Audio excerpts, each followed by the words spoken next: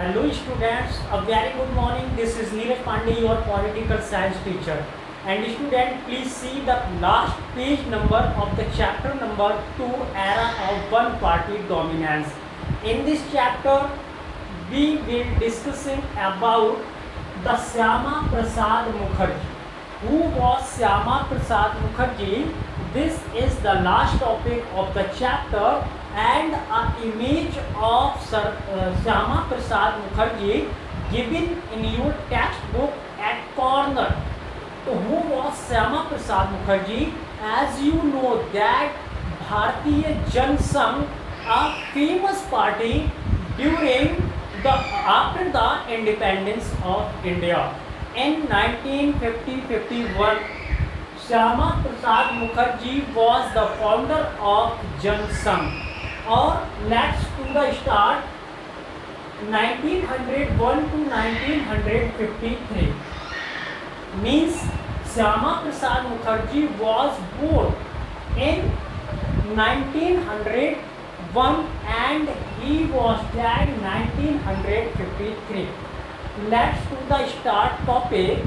Leader of Hindu Mahasabha, founder of भारतीय जनसंघ. इस line को ध्यान से देखेंगे कि वो एक नेता थे, लीडर थे of Hindu Mahasabha. Hindu Mahasabha is also a party, specially political party in India.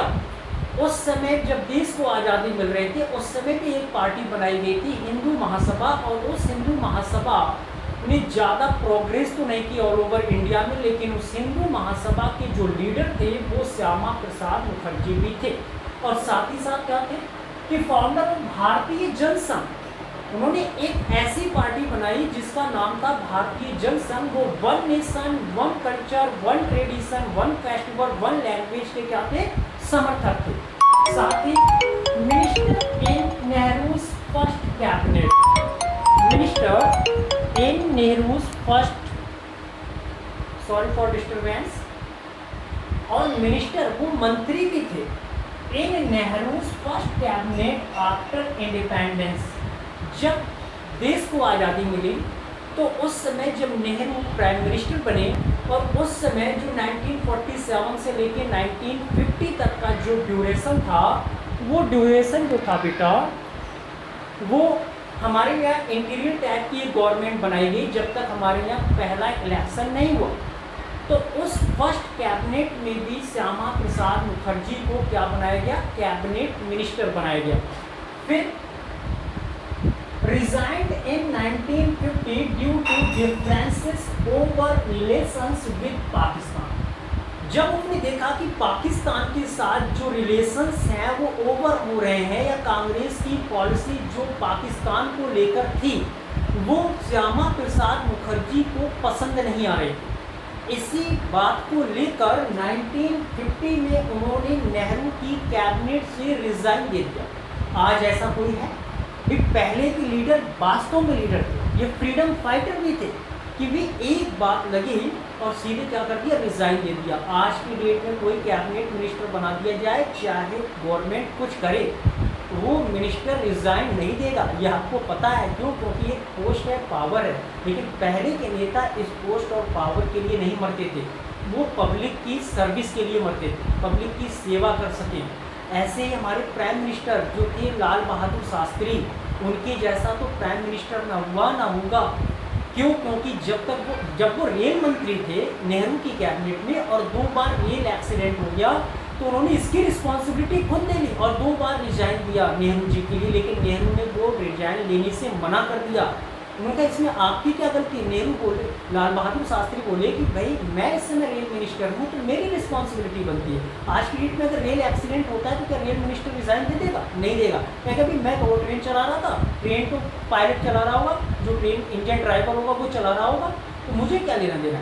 और पूरी जिंदगी भर उन्होंने एक सपना देखा था अपने लिए कार लेने का, वो भी एक प्राइम मिनिस्टर की पोस्ट पे रहती. उन्होंने लोन लिया और लोन भी वो पूरा नहीं चुका पाए थे, तब तक उनकी डेथ भी हो गई थी.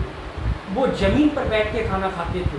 जब वो यूएसए संयुक्त राज्य अमेरिका में गए बेटा लाल बहादुर शास्त्री, तो उनका जो हम लोग जो ये अंडरग्राउंड पैंट जो इनर पहनते हैं, तो ये थोड़ा सा फटा हुआ था। तो उनकी मिसेस ने कहा कि इतने बड़े देश में जा रहे हैं और आपका ये फटा हुआ है, और थोड़ा उनका कुर्ता भी फटा हुआ था। तो लाल बहादुर शास्त्री बोला, अरे लाल बहादुर शास्त्री जी बोले, अरे ये तो हमारे जैकेट इसके ऊपर पहनेंगे, वो तो फटा हुआ दिखाई नहीं देगा।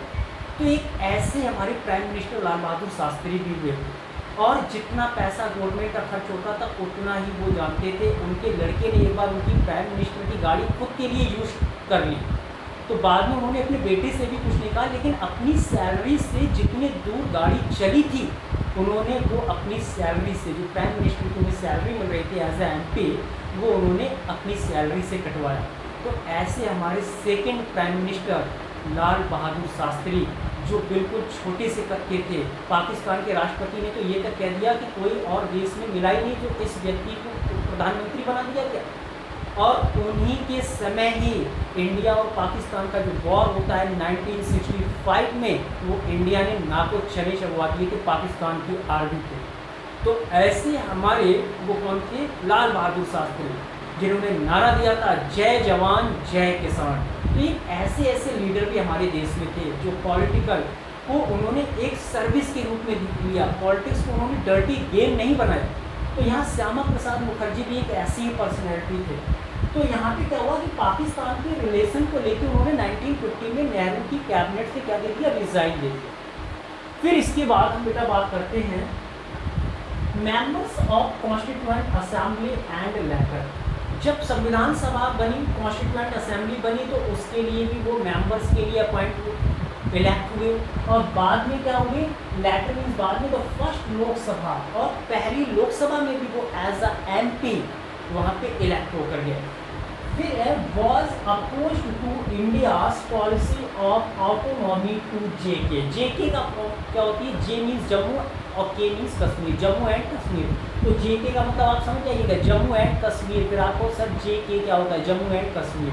तो यहाँ पे क्या हो जाएगा कि जब पहली लोकसभा के बाद उन्होंने वॉज अपोज का मतलब होता है विरोध करना, कि उन्होंने विरोध किया। तो इंडियाज पॉलिसी, जो भारत की पॉलिसी थी, नीति थी, of autonomy to JK arrested.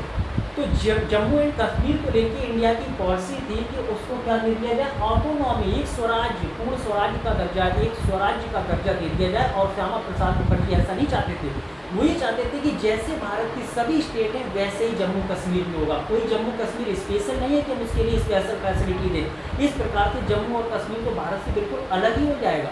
तो वो इसका विरोध कर रहे हैं। फिर arrested during Jan Sangh agitations against Kashmir, और उनको अरेस्ट कर लिया गया।